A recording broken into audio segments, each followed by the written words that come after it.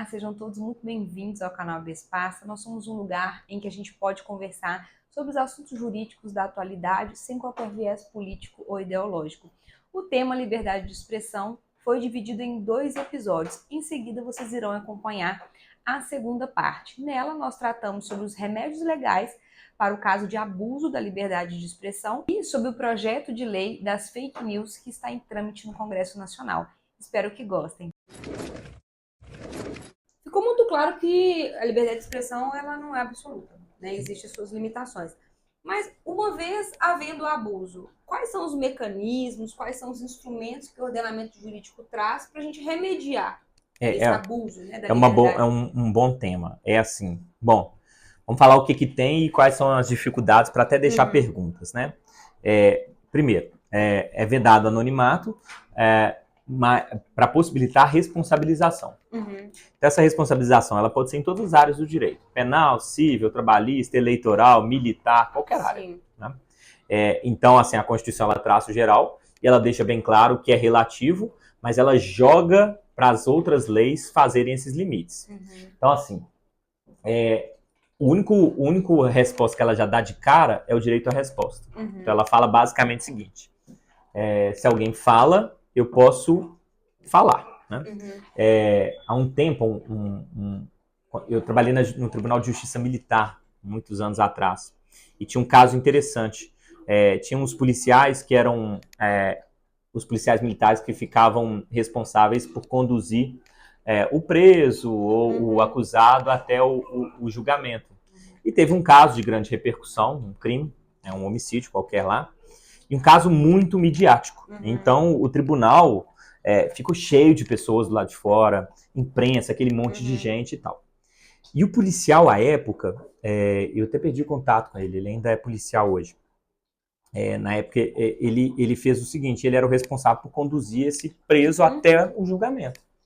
E ele fez uma análise perfeita dentro da função dele, né? Ele analisou e falou assim, bom, tem muitas pessoas, aglomeração, é um caso midiático, eu não posso passar com esse preso no meio dessas pessoas. Alguém pode julgar alguma coisa, agredir, etc e tal. Então, o que ele com os outros policiais fizeram? Ele acessou o tribunal pela área do estacionamento. Então, ele levou o preso escondido mesmo, até chegar ao julgamento e tal.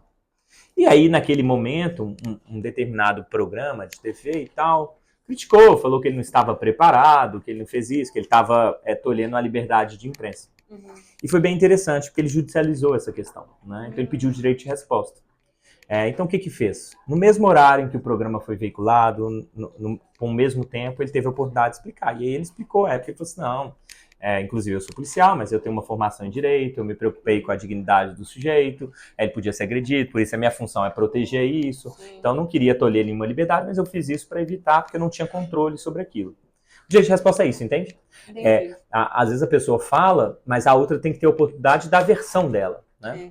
Eu acho o direito de resposta um dos grandes instrumentos para fake news, etc e tal, porque acho que nada melhor que utilizar o mesmo tempo, o mesmo espaço, o mesmo canal para poder desfazer uma mentira. Desfazer. É um bom tema. Né? A dificuldade da fake news e de discutir o direito de resposta é porque as tecnologias elas nos impuseram novidades. Então vamos imaginar que, por exemplo, eu falo do Wallace, vou usar o Wallace que a gente conhece. O Wallace não é um bom professor, né? Ele é isso, ele é aquilo. Mas vamos imaginar que esse vídeo apareceu aqui e ele foi veiculado no YouTube. E aí ele teve 2 milhões de visualizações. Qual que é o problema, problema entre aspas, tá, gente? Porque eu falo problema que a gente não tem solução para ele ainda. Sim. A gente está buscando essa solução. Antes, nesse exemplo que eu dei, era um canal de televisão, o canal tem os horários do programa, então eu consigo falar, às 6 horas tem mais audiência, então se falou isso às 6 horas, por 5 minutos eu falo ali. Qual que é o problema atual? Se eu falar mal do Wallace que esse vídeo tiver 3 milhões de visualizações e o Wallace conseguiu o direito de resposta, talvez o direito de resposta não funcione para nada. Nada segura que vai ter as 3 milhões de visualizações. Eu não vou conseguir garantir que ele realmente tem um direito de resposta efetivo. Essa é uma dificuldade que a gente não sabe como resolver. A gente falou sobre no offline aqui, né, sobre algoritmo, essas coisas. Eu não sei, por exemplo, se o algoritmo favoreceu esse discurso ou aquele outro. Então eu não sei se o direito de resposta funciona. Então, assim, eu concordo com você, é um dos instrumentos melhores, mas ele tem um problema prático. Com as ferramentas que a gente tem, ele pode prejudicar. Ou seja, eu posso perceber que vale a pena eu falar algo irregular. Então eu percebo assim, por exemplo, eu tenho uma visualização muito grande. Eu estou num vídeo aqui, uma live ao vivo com você, eu sei que você tem muita visualização. Eu vou lá e falo assim, o Wallace é um safado. E eu sei que ele vai pedir o direito de resposta, mas não importa. Eu vou lá e gravo um stories, ou gravo um vídeo depois, ou até gravo uma outra live num outro contexto, e que não vai ter a mesma repercussão, e não vai atingir o objetivo do direito de resposta, que é de fato responder. Então qual que é o problema do direito de resposta? A ideia é o seguinte, eu falei algo sem te consultar, ofendendo um direito seu à privacidade ou à honra, então você tem que ter a oportunidade de dar a sua versão. Sim. Mas a ideia é que tenha a mesma exposição, porque senão não faz sentido. Então, assim, a gente tem outros mecanismos, por exemplo, no direito penal, que, na verdade, o mais simples são os crimes contra a honra, é um dos mecanismos que a gente tem também, mas ele depende da vítima se sentir ofendida, isso é importante, porque pode ser que ela não se sinta. Talvez ali a indenização seja o grande ponto, né? A Constituição já faz essa previsão, e aí a gente vai para o direito civil, e aí é a ideia de também tem que tomar um cuidado com isso, porque o direito de resposta, a depender da situação, ele já resolve o problema. Então a gente vai pensar numa indenização se a pessoa tiver alguma ofensa, né? Sim. Então, tanto moral quanto material. Então teve um prejuízo, atrapalhou ela, sei lá, na divulgação dela disso ou daquilo outro, ou sei lá, de alguma forma causou algum problema, né, emocional, alguma coisa a ela, é uma forma de responsabilização. A gente tem alguns crimes que são criados em alguns pontos específicos, tá? Então isso é complexo. Por exemplo, o direito eleitoral, ele tem uma série de particularidades, né? Então, no direito eleitoral, por exemplo, eu tenho um período de propaganda eleitoral em que ela é permitida e um período que não é permitido. Então, isso impacta a liberdade de expressão. Porque se o cara for candidato, por exemplo, o período que é permitido é de julho a outubro. Em junho, ele não pode fazer propaganda para a candidatura dele. Então, ela é um limite, a liberdade de expressão também. E ela tem consequências, porque lá no Código Eleitoral tem tanto crimes quanto consequências administrativo-políticas. Então, ele pode não candidatar, né? Ou se conseguir um mandato, perder o mandato. Então, o eleitoral tem essas particularidades. O direito à resposta no direito eleitoral também tem uma definição própria, tá? Então, no período eleitoral, ele vai ser exercido de uma determinada forma diferente. Então, tem todo um limite a ele. E eu tenho algumas leis que vão criando alguns pontos diferentes. Então, por exemplo, quando eu falo da manifestação, sei lá, na internet ou em alguns contextos, aí já tem o Marco Civil da Internet, você tem a LGPD, você tem outras leis que elas vão traçar agora os outros parâmetros também. Sim, então, começa a criar tirar outros. O conteúdo do ar...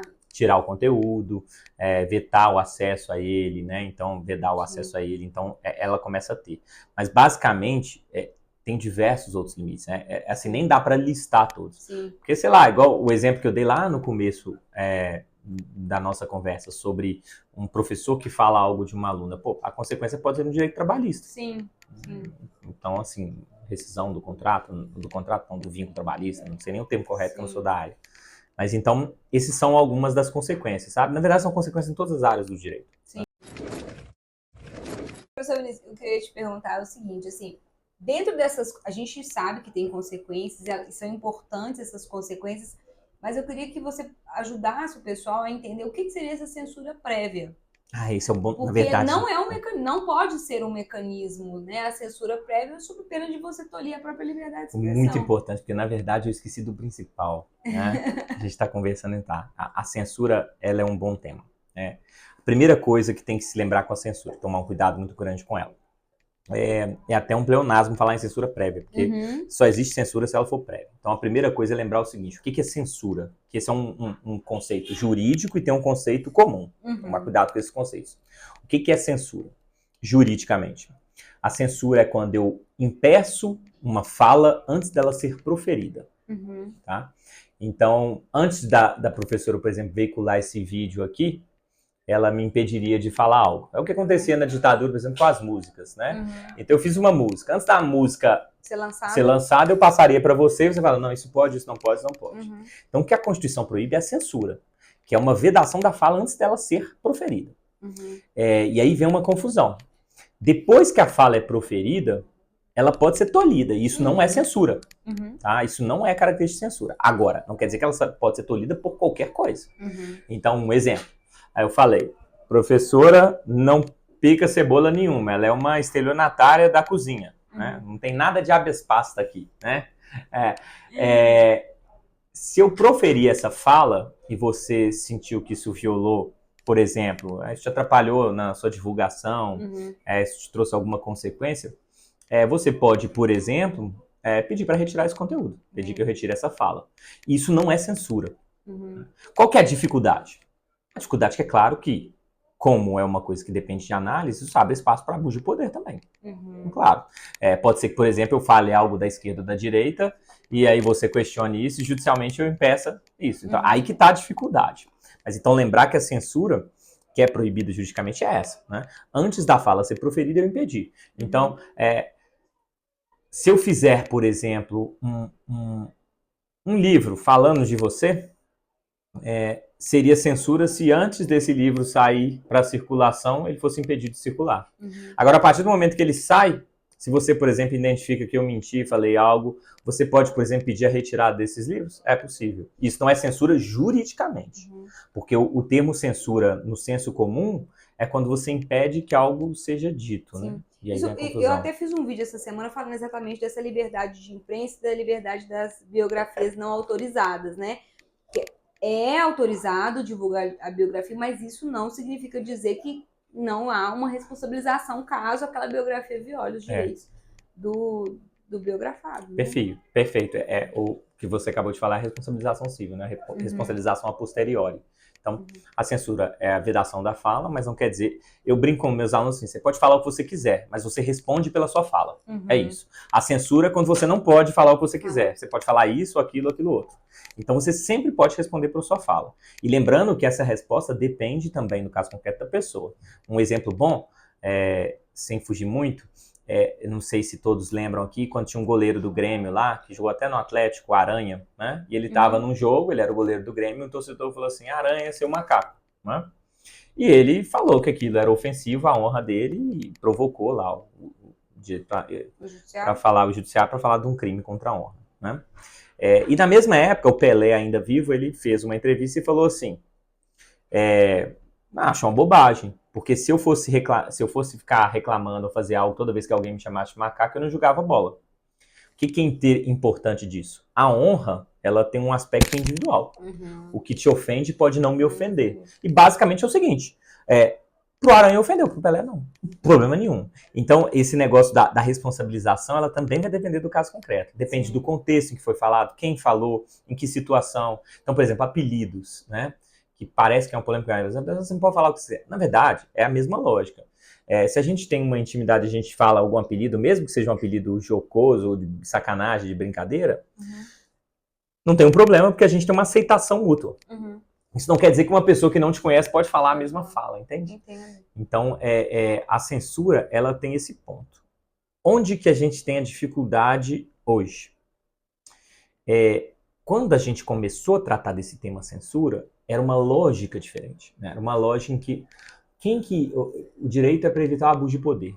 Historicamente, quem mais abusou de poder é o Estado. Então, geralmente, é o Estado que abusa de poder sobre o indivíduo.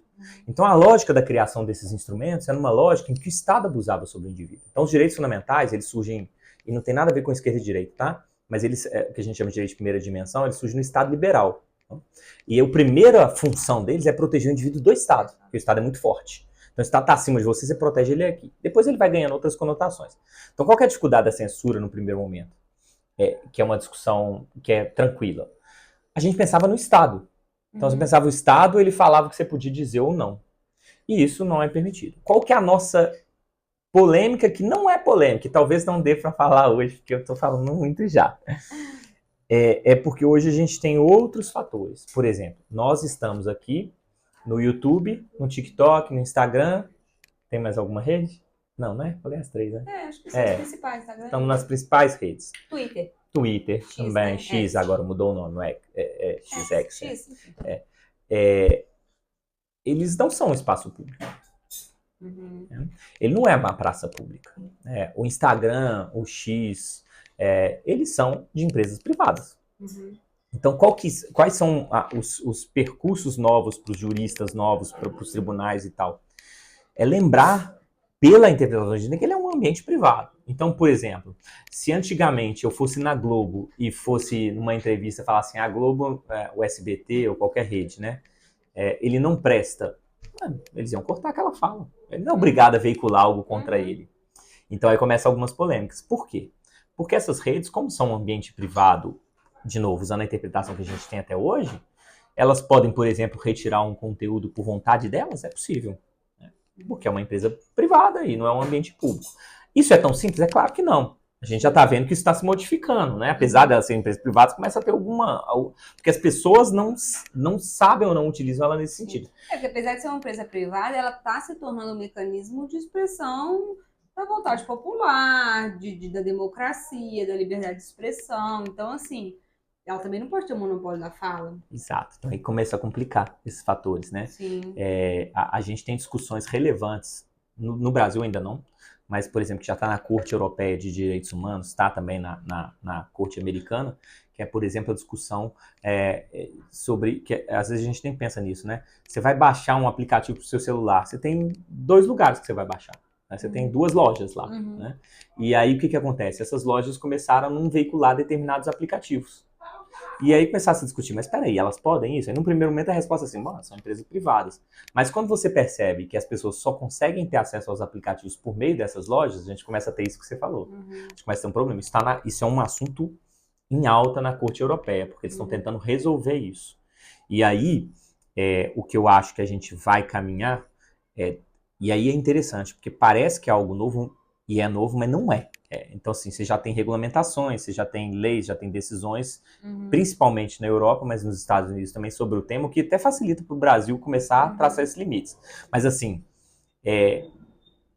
tem esse problema, sabe? Do que é possível, do que não é. Sim. Nessas empresas privadas, se elas ainda caracterizam como um espaço privado ou se tornou um espaço público. E esse limite, tem umas áreas do direito que a gente começa a falar que não há mais essa separação entre direito público e privado, que é uma confluência disso. E realmente é essa a dificuldade atual. Será que é um espaço privado ou público? Né? Sim, então, a teoria assim, anteriormente não serve para o que a gente não tem serve. hoje em dia. Então a gente está começando a reconstruir isso, sabe? Ótimo. Eu queria falar, assim, como último assunto, a questão da pele das fake news, né?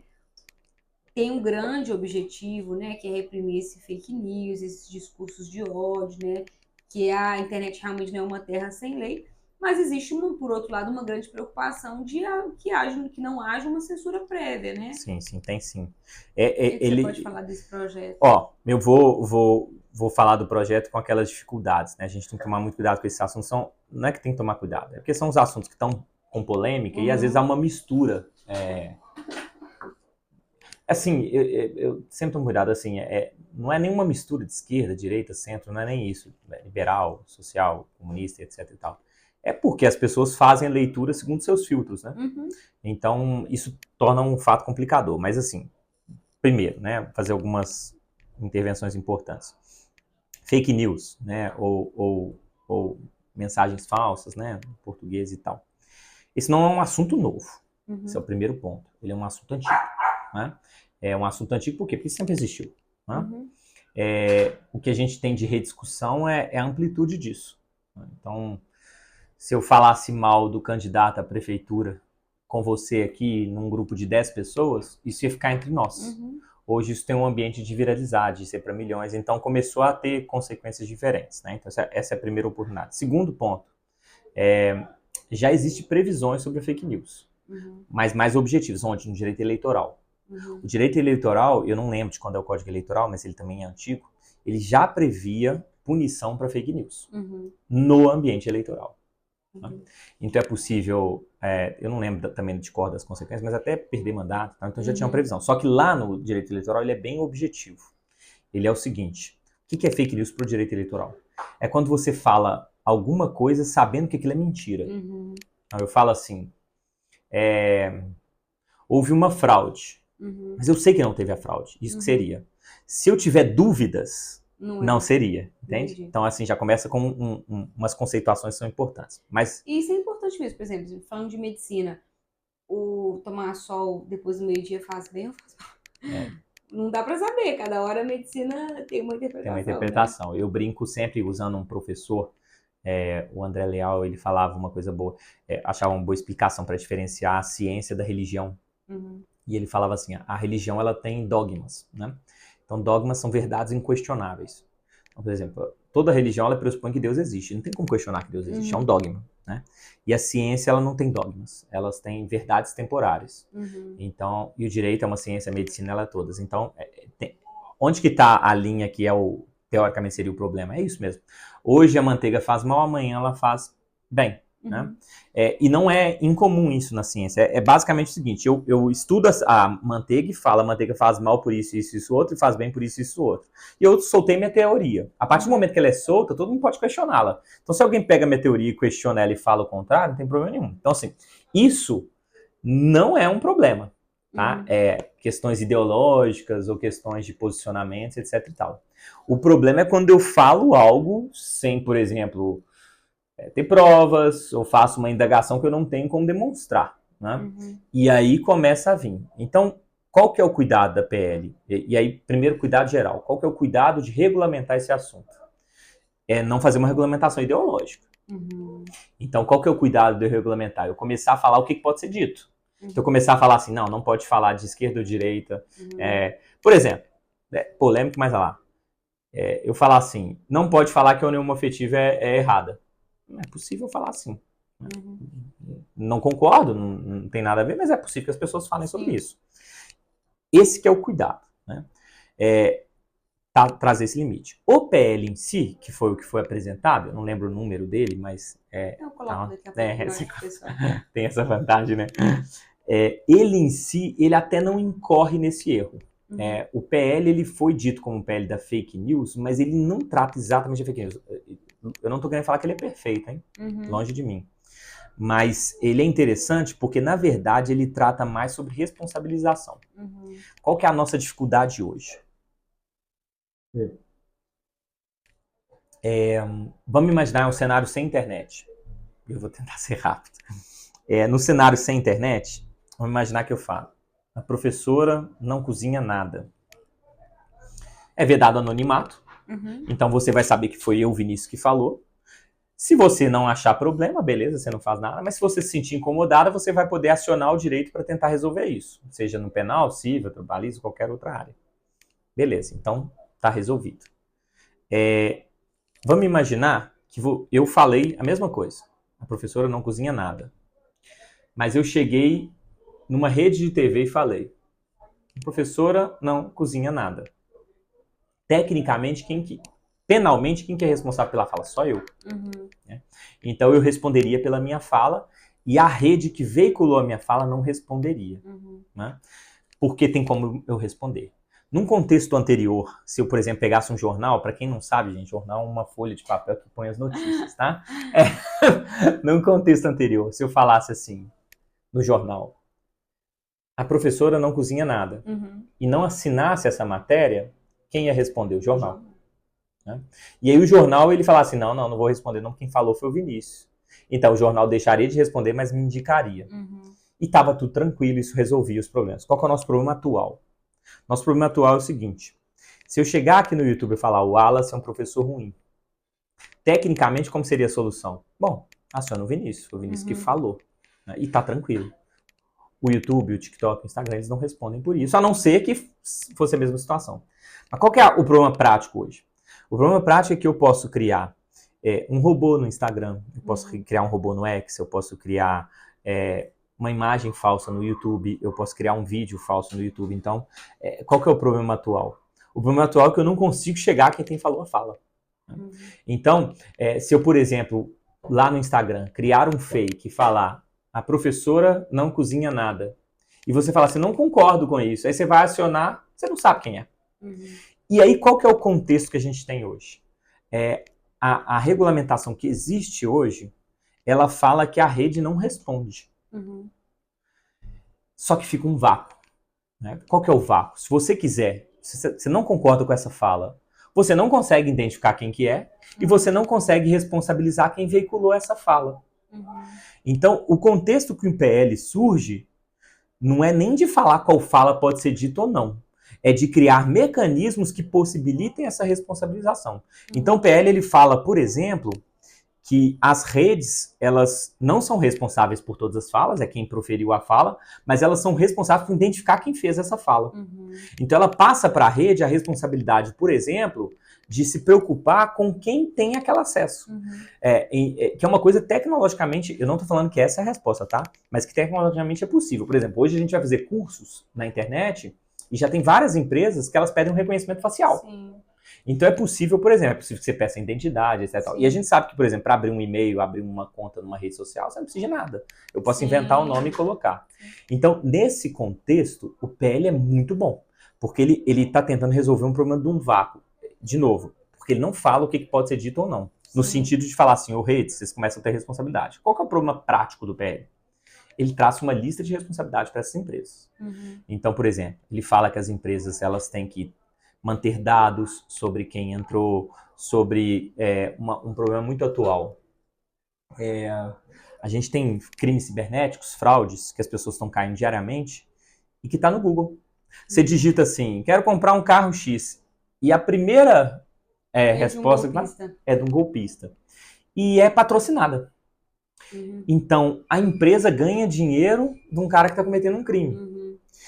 E isso é um problema. Por que é um problema? Porque ela está ganhando em cima de um crime. Seria a mesma coisa se eu pudesse permitir, por exemplo, sei lá, se eu financiasse um crime, mesmo eu não sendo criminoso, eu financiasse o crime. Então, assim, vou tentar traçar um paralelo para a gente meio fechar esse assunto, para vocês entenderem. Por exemplo, vamos imaginar que a gente está aqui numa rede de TV, tá filmando lá. Né? Aí quando fecha a câmera, eu sou um ator muito famoso, você é um ator que está iniciando. E aí eu brinco com você do famoso teste do sofá, né? Eu começo a te assediar, etc e tal e tudo. Penalmente, quem responde pela conduta? Só quem cometeu.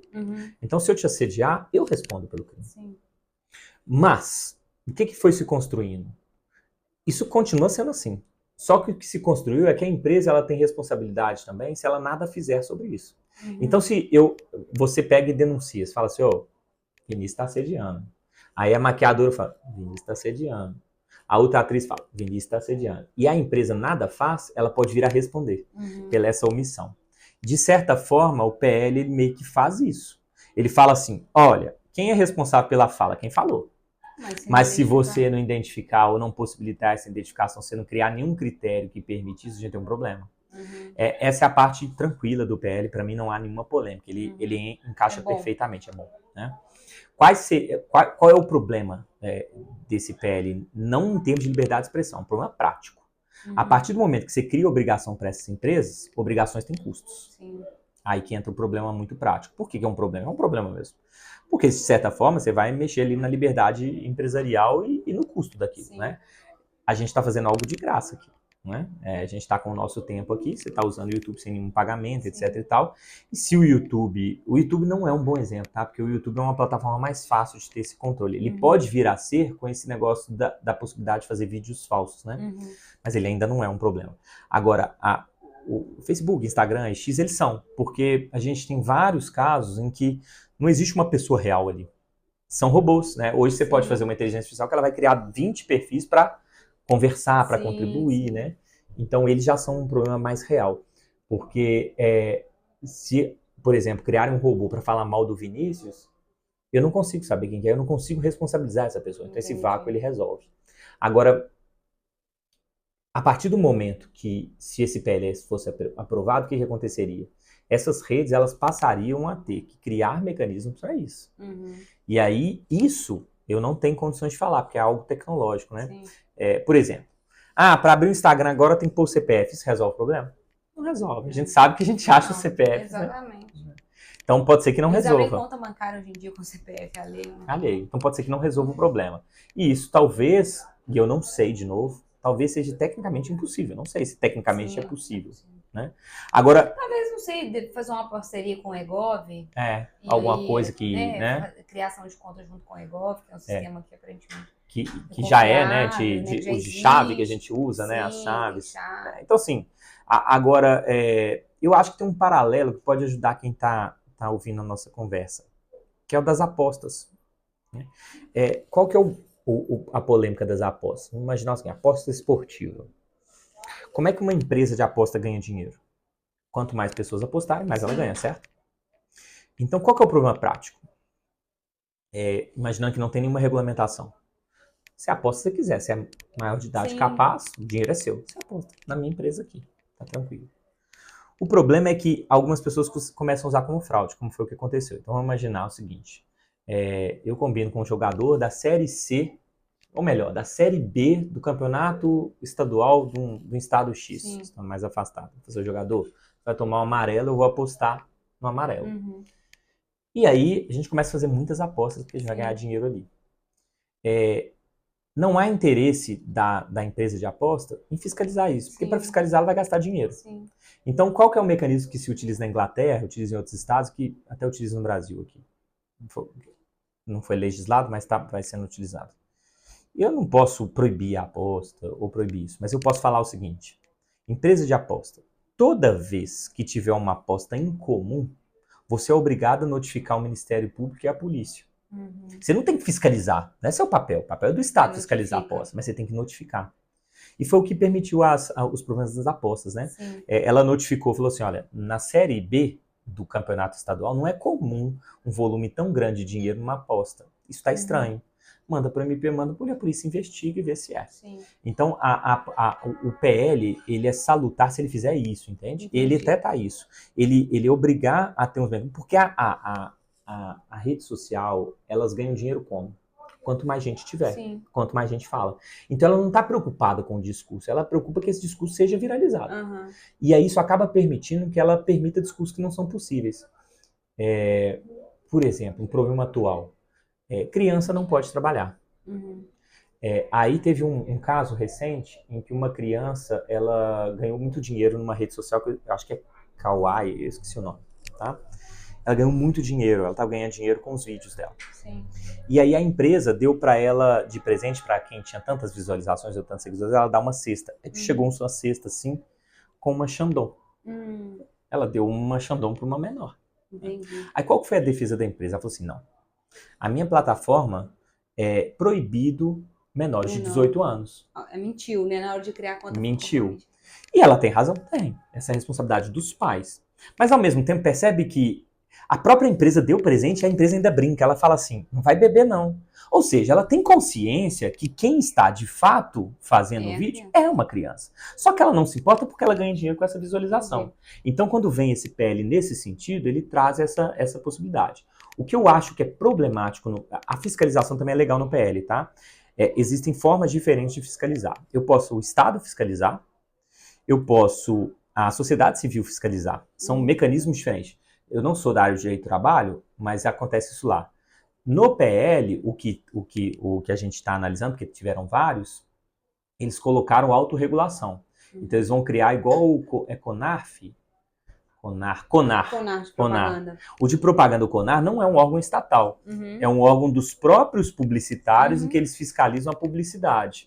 Então o PL foi salutar nisso também. Eu acho uma resposta boa. Ele criou um conselho, mas não é um conselho do Estado. É um conselho formado por pessoas da área que eles vão ajudar a fiscalizar. Então é interessante. A polêmica do PL, que eu acho que é problemática, é quando ele trata eu esqueci o termo correto, mas ele trata dos aplicativos de mensagem, que é o WhatsApp, Telegram, etc e tal. Por quê? Porque ele começa a talvez entrar num limite que me parece que talvez ele possa estar se excedendo. Ele fala o seguinte, não pode ter grupos de tantas mil pessoas, etc e tal. Aí me parece que ele está entrando num pormenor que não é objetivo não pode ser o objetivo da lei. Que ele estaria invadindo a liberdade empresarial dela. Né? A parte, por exemplo, do financiamento eu também achei interessante. No PL, mas também acho polêmica. No PL, eles por exemplo, saber se tem publicidade ou não é crucial. Né? Então ele obriga isso de forma direta. A jurisprudência já vem fazendo isso, mas ele obriga que toda vez que um conteúdo for Impulsionado. Tem que ter essa informação clara, tem que Uhum. falar quem impulsionou. Uhum. Essa parte, por que ela é interessante?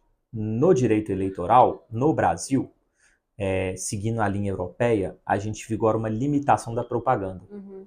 Então, por exemplo, atualmente, uma empresa não pode financiar uma campanha. Uhum. Não é? Só pessoas físicas. Só qual que é o problema prático? Se o impulsionamento eu não sei quem impulsionou, eu permito que, por exemplo, uma empresa impulsione. Então, ele obriga a revelar não só que foi impulsionado, mas quem bancou esse impulsionamento. Entendi. Isso é polêmico? É polêmico por quê? Porque, de certa forma, ele está intervindo num aspecto mais, que é da liberdade de imprensa. De imprensa não, de empresarial. Né? Então, isso é polêmico. Além disso, tem um ponto lá que eu até me esqueci direto, mas ainda das mensagens, eles chamam, acho que, de empresas de mensageria, eu esqueci o termo, em que ele vai além. Agora, ele não trata da retirada de conteúdos, ele não trata da Retirada de perfil, por exemplo, que é uma coisa que retirada o de Marco não trata, o perfil. Marco Civil da Internet não trata. O PL não trata. Esse é um assunto interessante que também acho que vai ter que ser regulamentado, mas não trata no PL. Por que eu acho que ele vai acabar tendo que ser regulamentado? Assim, tem uma coisa que é simples. Se eu chegar no meu canal e falar, Raine não cozinha, isso te ofendeu, você vai poder pedir a retirada desse conteúdo. Isso é tranquilo, isso para mim não há polêmica nenhuma. A polêmica há com as suspensões. As suspensões, elas são polêmicas. Qual que é o problema prático? Vamos imaginar que eu falo assim, a Raine não cozinha. Aí você pede a responsabilização e pede a retirada desse conteúdo. E retira esse conteúdo. Só que amanhã eu falo a mesma coisa, eu falo assim, Raine não cozinha mesmo não. Aí você vai pedir de novo. Aí eu falo no outro dia, a Raine não cozinha não. Então começaram a falar assim, bom, se a gente tem uma prática reiterada e o sujeito não quer cumprir, eu vou ter que permitir essa suspensão.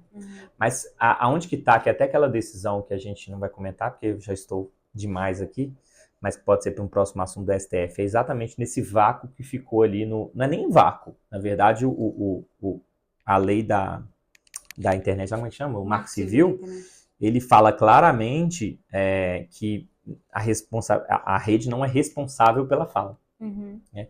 A questão é se ele viola a Constituição ou não, nesse sentido que eu falei anteriormente. Esse assunto é um assunto difícil de regulamentar, porque estabelecer critérios objetivos para isso não são tão simples. Agora, para fechar, né, e não ficar falando demais, qual que é a vantagem não desse PL, mas de uma regulamentação? Porque a partir do momento que regulamenta, de novo, deixando claro que esse PL ele não fala do que pode ser dito ou não, ele traça obrigações para as empresas. Você passa a ter uma segurança maior, né? Porque a empresa sabe o que pode ou não. Então, por exemplo, e gera obrigações para ela, até esqueci disso. Qual que é o problema atual? Como ela não é responsável por nenhuma das falas, ela não pode ser responsabilizada, ela não se preocupa em ver se essa fala é boa ou não. E a gente sabe que o ódio viraliza mais do que a coisa boa, né? Então, assim, se eu falar mal de alguém, dá mais repercussão do que se eu falar bem. Sim. E aí elas se beneficiam disso. É igual a casa de aposta nisso. A casa de aposta se beneficia da fraude. Porque se 1 milhão de gente apostar, ela vai ganhar mais dinheiro. Sim. Então eu tenho que criar um critério para não ser interessante para ela. No caso das casas de aposta é assim, olha, você tem que avisar. Se você não avisar, você é responsável. Então, de certa forma, isso o projeto não faz ou não deixa claro e talvez seja importante. Ele tem que falar assim, olha, ou melhor, desculpa, ele fala isso. Você não é responsável pela fala. Mas se você também não permitir que eu consiga identificar quem é, você vai acabar respondendo. Né? Agora, eu fugi do assunto. Na verdade, aí o problema todo, né, da suspensão do perfil é dar poder demais para o judiciário fazer uma análise subjetiva.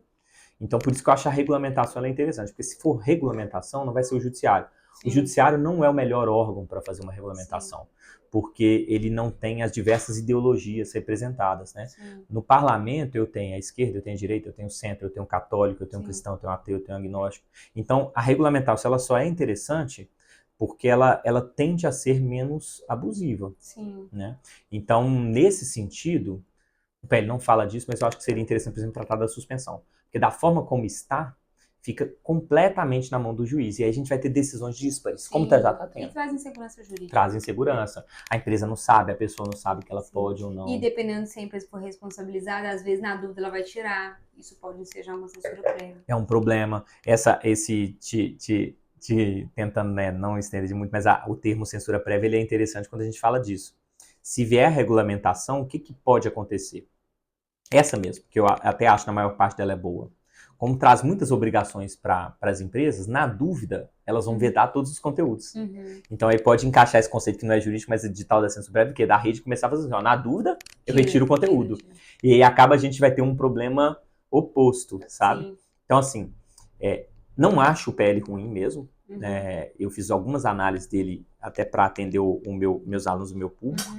Mas acho sim que, mesmo ele sendo bom, ele tem um risco, porque a gente não sabe como lidar com isso. Entendi. E talvez ele pegou parte disso. A resposta para quem estuda a área ou quem tem interesse é ver as decisões das cortes europeias. Porque elas focam mais numa transparência e, assim, a regulamentação delas é mais focada na transparência, sabe? Sim. E menos em criar critérios. E eu acho que o PL às vezes falha nisso. Em um momento ou outro ele acaba criando um critériozinho que é arriscado. Professor Vinícius, eu queria que você olhasse para as câmeras, desse o seu recado, onde as pessoas podem te encontrar. Bom, obrigado pelo convite, obrigado a todos aí que ouviram e viram.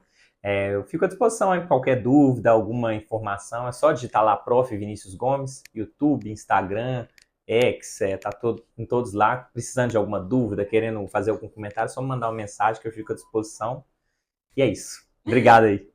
Professor, muito obrigada mais uma vez pela sua presença, acho que foi super esclarecedor. Para quem ficou até esse momento, muito obrigada pela sua companhia, pela sua audiência. Continue nos acompanhando, que tem muito episódio bom pela frente. Obrigada, tchau, tchau.